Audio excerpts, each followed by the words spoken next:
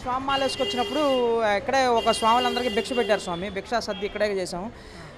Not bad, చాలా బాగుండేది. ఏంటంటే ప్రకారంగా చూసుకుంటే ఒక రకంగా ఇంటి తరహా భోజనం దొరికేది చక్కగా. సుబ్బయ్య గారి హోటల్ అంటే ఆషామాషి కదా, ఎంతోమంది పొరుగురు నుంచి వచ్చిన వాళ్ళు తిన్నవాళ్ళు కూడా చాలామంది ఉన్నారు. బట్ ఏంటంటే మరి యాదృచ్ఛికం వల్ల ఎలా జరిగిందో మరి ఏంటి అనేది దైవాధీనం. మరి ఎట్లా జరిగిందో ఏంటో కూడా తెలియట్లేదు. అంటే కొంతమంది అంటారు నిర్లక్ష్యం వల్ల జరిగిందని, కొంతమంది అన్నారు అదే అది అయి ఉండొచ్చు, యాక్సిడెంటల్గా జరగundొచ్చు. అది దాని గురించి అది మనం పరమాత్ముడికే తెలియాలి. ఏంటంటే ఎంతోమందికి ఆకలి తీర్చిన ఒక అన్నసత్రం లాంటిది ఒక రకంగా చెప్పాలంటే.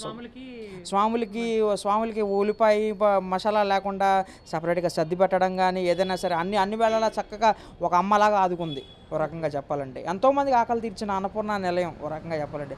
ఒక రకంగా వర్కర్స్ మరి వల్ల లేకపోతే అది మూగజీవాలు కదా, ఎలా జరగడం జరిగింది.